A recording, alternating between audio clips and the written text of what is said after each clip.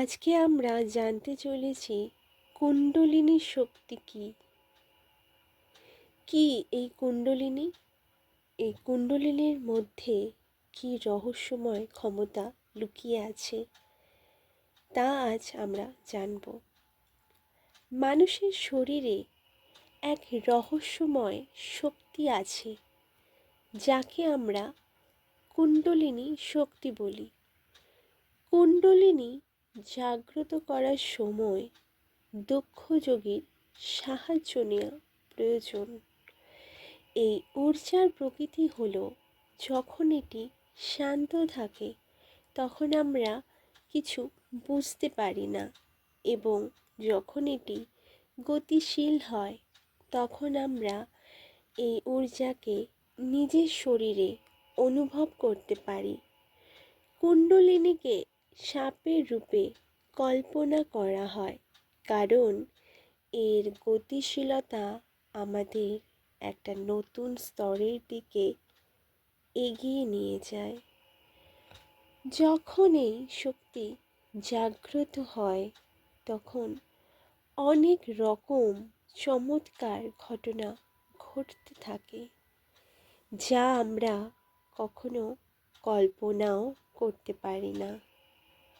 যৌগিক ক্রিয়ার মাধ্যমে যেমন চিন্তাভাবনা উন্নতশীল হয়, তেমনি আধ্যাত্মিক ক্রিয়ার মাধ্যমে অনুভব ক্ষমতা বাড়তে থাকে।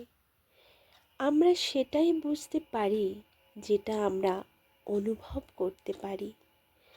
দুটি চোখের মাধ্যমে স্থূল জগতের সব কিছু দেখতে পাই, কিন্তু থার্ড আই বা তৃতীয় নয়নের মাধ্যমে স্থূল জগতের বাইরে যা কিছু আছে তা দেখতে ও অনুভব করতে পারা যায়।